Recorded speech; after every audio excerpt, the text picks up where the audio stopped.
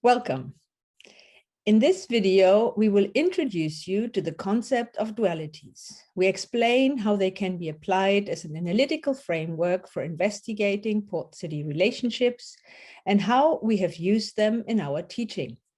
Activities in the port, including storing, producing, and transporting goods, have always posed risks to the people working in the port and those living in the surrounding areas.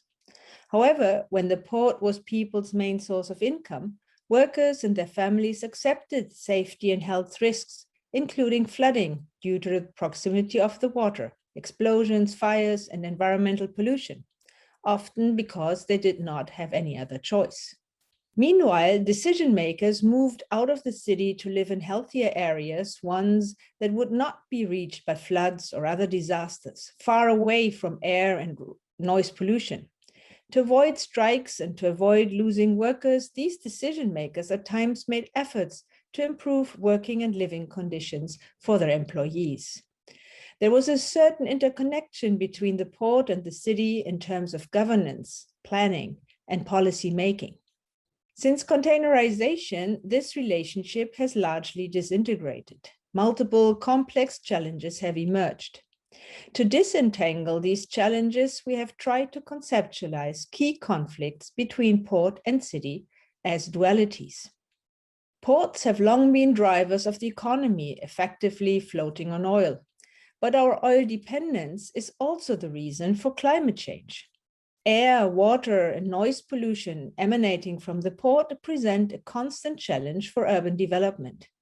Port functionality is highest when the port is close to large numbers of consumers. However, industrial ports have so-called negative externalities that affect nearby cities and regions. For example, large parts of the emissions in the Netherlands comes from the port of Rotterdam. Infrastructure from port to hinterland presents a challenge for the neighborhoods through which trucks pass. The well-published challenges between historic cities and cruise shipping are also an example of the challenges that often pitch global players, funding, and interests against local decision makers and local tools and interests. Heritage and migration are an important part of this multifaceted relationship. Port cities have long been hubs of migration. Its heritage is often a result of people's movements. However, modern cruise ships and their tourism pose challenges for the preservation of heritage sites and their identity construction. There is also the duality of education and automation. How can we educate future workers of a highly automated port in line with future employment opportunities? Think of the tensions between new technologies and the overall happiness of citizens. What do local inhabitants gain from the presence of the port? What is its value for a neighborhood? This raises the question, how can we create a port city culture that is supported by all port city stakeholders? These are some of the questions that we have posed to our students.